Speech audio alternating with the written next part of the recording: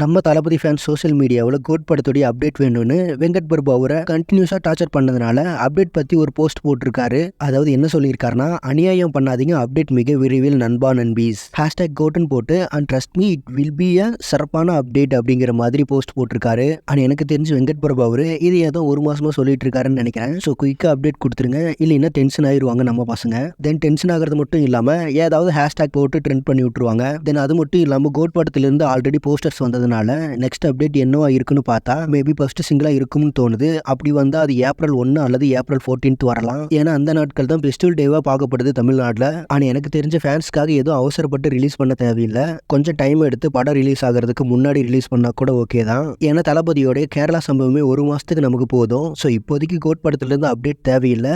But fans எதிர்பார்க்கறதுக்கு முன்னாடியே விட்டுறணும் update எல்லாத்தையும். ஸோ பார்க்கலாம் ப்ரொடக்ஷன் டீம் என்ன பண்ண போறாங்கன்னு. தென் ஃபைனலாக கோட் படத்திலிருந்து அப்டேட் வந்தா அது என்ன அப்டேட்டா இருக்கும் அப்படிங்கிற உங்களுடைய ஒப்பீனியனை கமெண்ட்ஸ்ல சொல்லுங்க. அண்ட் இது மாதிரி தளபதி பத்தின அப்டேட்ஸ்க்கு நம்ம சேனலை மறக்காம சப்ஸ்கிரைப் பண்ணுங்க. Thank you friends.